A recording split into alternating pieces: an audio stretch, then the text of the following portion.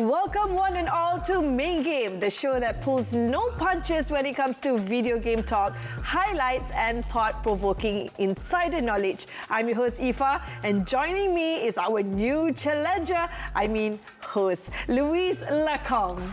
Yes, I have entered the ring with my superbar ready and my quarter circle motion inputs on the standby, prepared to counter anything that comes my way with a well-timed reversal. We have a 1-2 punch and kick serving of gaming history, and the spotlight for today revolves around the game genre that arguably started the trend of esports in the early to mid-90s, fighting games. We have to say that the genre has been overshadowed by more accepted genres like first-person shooters and MOBAs. The latter we've touched upon on past episodes, which you can go check out online via RTMKlik if you haven't already. Before we go through that, Louise, did you notice something different? Something different, you say? Yeah, something different. Like last episode, we've been wearing this new shirt. Don't you think it looked lovely? Yeah, I absolutely love it. It's actually by Hakka, and I love the printing, I love the material. It just looks fabulous, and I can definitely see myself wearing this to go play futsal or go into the gym, which I have been slacking on lately. Yes, and for those of you who don't know yet, these are our official t-shirt by Hakka. So thank you so much to Hakka for sponsoring our shirt. We love it so much, okay? So Louise, let's get back to our topic. So this is why we want to give this genre some time in the main ring that is Main Game.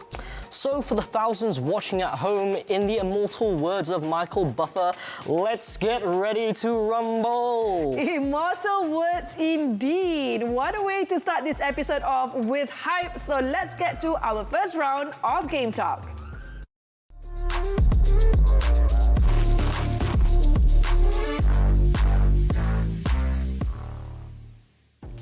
Pop quiz, hotshot. How many video game companies have we featured and interviewed so far throughout the show, Louise?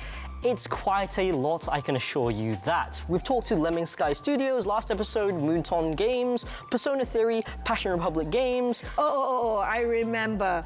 Tango Gameworks with game director John Johannes talking about Hi-Fi Rush, one of this year's best titles. Can't forget about that one. We also talked to Metronomic and Malaysian Digital Economy Corporation, or MDEC for short. The former is about how its founder Wan Hasmir went to Square Enix, got back all the game knowledge from his time working on Final Fantasy 15, and the latter is about how they made it accessible for aspiring game makers to realize their dreams in the industry. Why the sudden trip down memory lane though, Aoife? Well, I personally feel that the folks we've talked to have a lot more to say, don't you think? That is true. We did ask our featured experts a bunch of questions, so why not compile them into what we call our very own quote-unquote clip show in the very same season as Main Game. Without further delay, here's what you need to get into the games industry. Throughout the many episodes of Main Game this season, we have touched on game development and how the industry works, whether it's about making games or competing in esports. So, how does one enter the industry as a fresh graduate? Or if you need a career change? No one really knows a surefire way to get into games making. But is it truly a big secret? Not really. We may have an answer. Several, in fact. We talked to a number of game directors, designers, and producers about what it takes to get into the games industry. Here are the qualities needed to be a game producer, lead designer, or major director of a video game project, be it for an indie studio or a big company. You have to be open and willing to learn. You have to be open and willing to adapt. You need to be somebody that will speak up, and you also need to listen.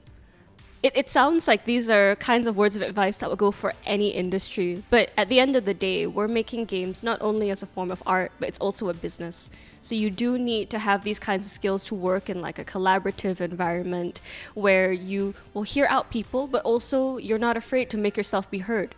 My job is to think about the big picture, right? My job isn't to decide how high a jump is going to be. That's Grant and Grant's team's job as design. But my job is like, what is this world we're working in? What is the vision for the whole project? Like, what are we trying to achieve? And what are the things that we should keep in mind every day. And then, you know, my job is to show no bias. If I can't be biased to art or design or to tech, because I need to sit neutral to all of that and make sure that always what I have in mind is what's best for the project. The qualities I would look for in someone if I was hiring for that role is like, can you think that large? Like, can you think about the big picture? Can you make a new world in your mind, basically, and convince 50 people to live in it for 3 years? And also, like, are you comfortable being the one to be the bad guy? Like, because a lot of the time you have to make decisions which is going to make someone on the team unhappy because it's going to go against what they were thinking. So I always tell the team my job is really to protect all of them, but also I'm always here to be the bad guy so that they don't have to. So there really is no like one way to get into the game industry, but I think the key to getting in is to be very clear about like what you'd like to do and show that you're committed and passionate. For example, the one way I was able to, what I feel was I was able to get my work is, even though it wasn't game development, as a hobby, I translated books and literature. And for my interview, I just brought one of the books I translated. It was like a 300-page document. And I just showed to, at the time, my boss, Shinji Mikami. I mean, he looked at it and saw, I think he kind of saw that, okay, well, this is someone who is interested in something and spends a lot of time to make sure they're devoted to their craft. This is someone who make a game, because making a game takes a very long time and you need to spend a lot of time looking over small details and not just, it's not done in a month, you know, it's years, you know. How does a programmer get into the game industry? For me, I think if you want to get into the video game industry, you have to create more games, more prototypes, you know. Software is very cheap. In fact, it can come for free. You can actually create a game entirely for free, you know, with the correct tools. I think that it's like an artist, basically. You have to build up your portfolio, so you have to showcase your skill, create as many games as you can, you know, come up with many ideas and then just create many games. Deep dive into various engines as well. Unreal Engine, Unity Engine, whatsoever. It will really help you down the line, because some employers out there do require you to be good in one engine. You have to protect yourself as well, you know, like Unreal might die tomorrow, Unity might die tomorrow. What are you gonna do, right? So you have to make sure that your programming skills are versatile enough to be able to program many games in various styles and various engines. Yeah. The reality is that it is extremely difficult, especially when you want to start your own studio. I always tell even the students that I mentor that the first thing you have to keep in mind is not about making the game, it's about handling the studio itself, which is, you know, going with compliances, funding, making sure all your receipts and audit is in check. And 70% of the time I do that, and then 30% of the time I'm actually making the game that I want to make. I always encourage people to join the Malaysian indie scene, because I think we as a community, we're very young, but we're growing, and I especially want to see more women-led teams.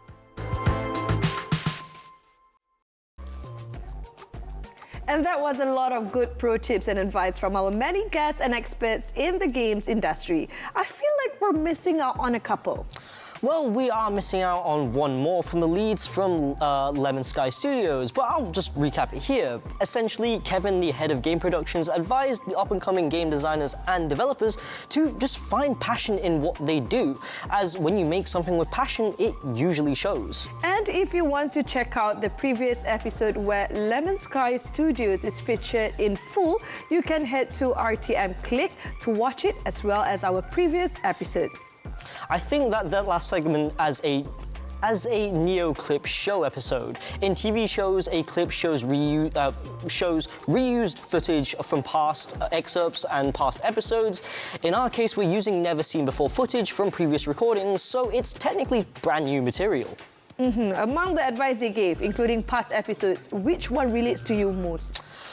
Unfortunately, it wasn't actually included in this episode, but it's actually from Passion Republic Games, which they advise that you need grit, especially as a game developer, as those kind of projects can take years or even decades to finish. But it's also a skill that can translate into other lines of work, which you kind of need to be able to if you're going to persevere through the hard times if you want to succeed. But also, I think that the biggest takeaway from this all is that even if you don't succeed in the first interview or even the final boss one, you should never really give up. Just like Justin Wong in Marvel vs. Capcom 2 or Daigo in Street Fighter 3 Third Strike.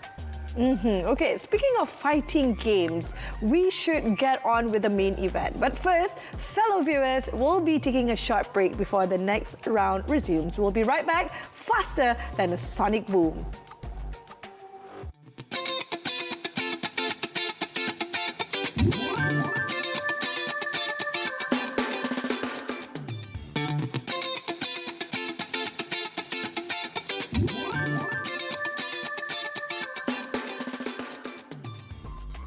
Street Fighter, Mortal Kombat with the K, the King of Fighters, Tekken, Guilty Gear, the Marvel vs. series.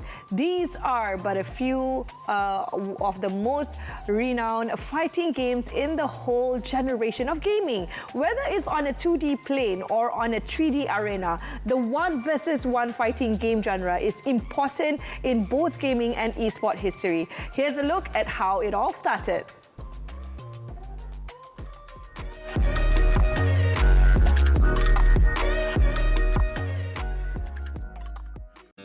Player versus player video games have been making the rounds since the late 70s onward, but there hasn't been one that involves the most gentlemanly of ways to resolve disputes. The kind that revolves around beating the ever-living tar out of the other person until they yield. We are referring, of course, to the art of the fighting game. This genre is easy to understand. 2 opponents, 1 arena. 2D or 3D. Each of them have their own life bars. Their objective is to take the other down until their life bar depletes to 0. KO. Both you and your opponent have regular attacks and special moves, super arts even, to achieve that simple goal. Along with other game mechanics like blocking, throwing, jumping, countering, and so forth, suddenly it gets pretty complex. But at the same time, it's a simple concept. How did this all started in video games? With karate. Believe it or not, it was neither Street Fighter 2 nor Street Fighter that started the fighting game genre. Its templates and mechanics were formed from a number of earlier attempts at fighting games. While there were earlier games that brought the 1 vs. 1 concept and fist fighting first into the hobby, it was the Atari game Karate in 1982 that introduced the idea of 1v1 fighting using a side view. However, Karate Champ started and popularized the one-on-one fighting game genre back in 1984. 2 generic karate guys going at it with punches and kicks to determine who the last man standing is. Yi R Kung Fu from Konami introduced the idea of different characters with different playstyles and individual names duking it out. The Way of the Exploding Fist for Commodore 64 and various other home computer platforms was the time when Western gamers got into fighting games. These and way many other fighting game clones paved the way for the inception of Capcom's Street Fighter and Street Fighter 2. Street Fighter 2 defined the modern game fighting genre. Due to Part 2's popularity, the Street Fighter clones start coming in, with very few of them standing out and introducing novel ideas and mechanics that improve the genre. Fatal Fury was a 2D fighting game from original Street Fighter creator Takashi Nishiyama. The game put company SNK on the map thanks to its focus on storytelling, special moves timing, and the 2D plane system where fighters can go between both the foreground and background. In 1992, Mortal Kombat featured digitized graphics and a way for players to add insult to injury post-match, with moves called fatalities. This clearly caused a ruckus back then, but hey, it gave the series a huge buzz, with subsequent entries adding better gameplay and more over-the-top fatalities, and also established a rating system for games. Not to mention the many Mortal Kombat clones and copycats. 1994 saw the first appearance of team-based fighting with SNK's The King of Fighters 94, where characters from past SNK titles team up and fight in multiple rounds until the last person is standing. This was improved upon in 1996, where the Capcom game X-Men vs. Street Fighter introduced real-time tag partner switches for combos and multiple offensive and defensive opportunities. What about 3D fighting games? Well, that kinda started with Sega's Virtua Fighter from Sega game designer legend Yu Suzuki. However, that game was confined to a 2D plane of movement. The game that introduced the Z-axis, the ability to sidestep and evade, is Battle Arena Toshinten.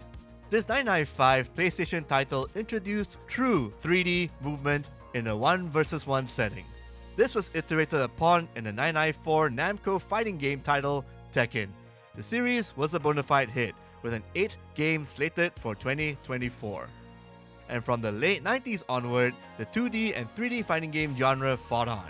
While the genre had its downtime in 2000s onward due to ever-shifting gaming trends, it made a breakthrough in the late 2000s with an Arc System Works title called Battle Fantasia, a 2D fighting game that used 3D graphics but kept the gameplay as 2D and as fast as possible. And that eventually led to a Capcom-flavored comeback with 2008's Street Fighter IV. And the cycle began anew for fighting games, with the genre going through many ups, quite a number of downward spirals, and new entries continuing the genre's relevance. 2023 and 2024 will see this type of esports getting bigger and better. Time will tell if it will ever be consistently grand as the likes of the International or your League of Legends World Championship. We'll say this though, without fighting games, esports would probably end up a lot more dull.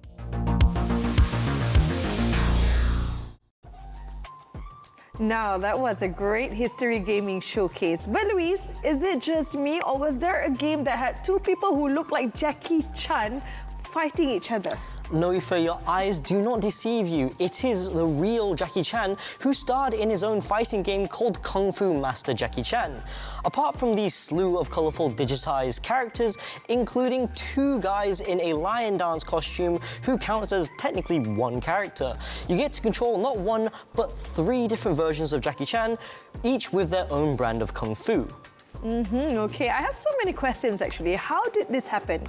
The gist is Jackie Chan needed a sponsor for his film Thunderbolt back in late 1994, so game developer Kaneko made a deal with him to fund the film in exchange for 2 Jackie Chan-led fighting games. I honestly feel that, this isn't the last we've heard of bizarre tie-ins for games and film. It really isn't. The 90s was rife with so many commercials and TV shows that were just basically thinly veiled commercials for toys. Take Street Fighter II for instance. It had a solid animated feature from Toei Company and Group TAC, one of the earliest examples of amazing adaptations for games. There was also the highly praised live-action Mortal Kombat movie in 1995 from director Paul W.S. Anderson, who is probably the only director I know of who is married to his original character from the version of Resident Evil series. Okay, that doesn't sound too bad. I definitely remember the Mortal Kombat theme song from techno group The Immortals. It literally played non-stop on radio stations in Malaysia alongside with Robert Miles, Ace of Base and Real McCoy in the era. I have seen YouTube clips of the fight scenes of the Street Fighter II anime and they are gorgeously animated. He certainly doesn't pull any punches when it comes to showing violence, but I bet I know what's your favorite scene is, Luis, okay? It's the one with Chun-Li just before her fight with Vega in the hotel. It involves a shower scene. Well, I mean, I won't go into detail about it since we're an all-ages show, but what we can go into detail is how and why fighting game spirit still lives on today. Hold on, Luis. I think that we will just have to wait for after this break.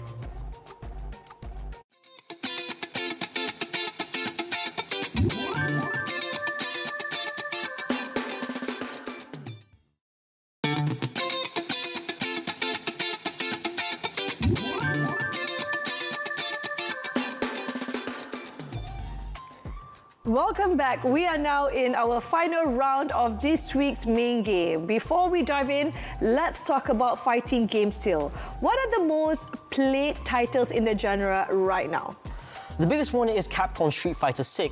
I definitely remember us talking about it in our very first episode, which you can go check out on either RTMKlik or YouTube. What I can tell you is that this year's major fighting game tournament, EVO 2023, had a great Street Fighter 6 showing with over 7,000 participants in Las Vegas this past August. And that is a lot of people, and not just those from the US of A, plenty of others like Singaporean player Xian and Japanese players like Tokido and Daigo Umihara attended too, right?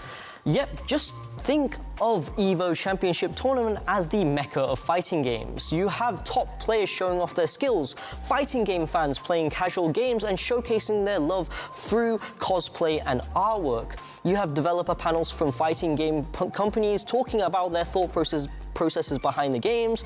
It really just sounds glorious, and I would love to check it out one day. Okay, here's to hoping. But I heard that there's a version of it in Asia, correct?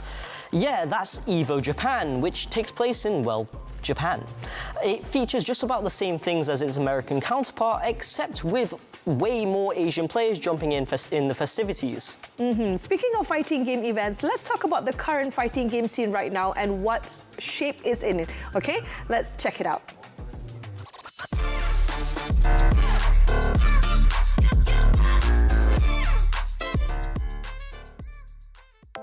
In the esports realm, the highest earning games are multiplayer online battle arenas like Dota 2 and League of Legends, and shooters like Counter-Strike Global Offensive. Fighting games? They do not command the same levels of prize pool, grandeur, and respect as your other esports counterparts throughout the past 2 decades. It could be the oversaturation of the genre post Street Fighter 4, the learning curve, the mishandling of certain titles and tournament series, mismanaged community focus in certain countries, and so many other factors. So why keep supporting the fighting game scene? Why do people love fighting games still? Why is the genre considered a well-loved underdog of esports? Because of standout moments like these. Chamber to make it happen, the tech throw. OGG's done enough, but he got kicked. He's got level 3. Almost. Let it rip, Tokido. As for people who think these games are hard to get into, think again. The times, they are changing. Recent 2D and 3D fighting games have been more accommodating to newcomers while also maintaining their skill ceiling level. These include current games like Guilty Gear Strive, Multi-Blood type Lumina, The King of Fighters 15, Street Fighter 6, and the newly released Mortal Kombat 1. Upcoming titles like Tekken 8 also showcase the genre's bright future for late 2023 and beyond. It's a testament that many fighting game players and luminaries have stayed on this long to keep the genre alive, even if it's not as lucrative. As fans ourselves, we just keep at it because of its legacy since the 90s, the roster and flavor, how far they've come, and how fun they can get, even if you get beaten most of the time in online play. Speaking of professionals, perhaps these luminaries can shed a bit of light on why they keep doing what they do in the fighting game circuit. The best part for me in Tekken, I want to say fighting game, is this scene make me become myself. Actually, when I was young, I very scary to talk with people. I'm very no friend at all. So Tekken is like make me have the new community and make me more, how to say, not scaring to talk with someone and make friends with a lot of people around the world. So I think that's the best part to being fighting game. This is an easy question. I think anybody, any other content creator probably feels the same thing, but it's the kind of the interaction you get, you know? So when I make a video, it's not just for me, it's for every other community. So whenever I read the comments, whenever I meet people in person and they say, hey man, I like your stuff, or hey man, you're an idiot. Whatever it is, I don't care. As long as I get to communicate and talk with other people, that's the motivation to keep going. The one thing that really, after playing fighting games for a long time, it's movement, mobility. So anime games, you know, air dashing, double jumping, moving all over the screen. So that's what really got me hooked on the genre. So my current favorite anime fighting game is Multi-Blood type Lumina, and I think the game is amazing. I just wish more people gave it a try, and it's an experience probably most people haven't really tried yet, so give it a chance.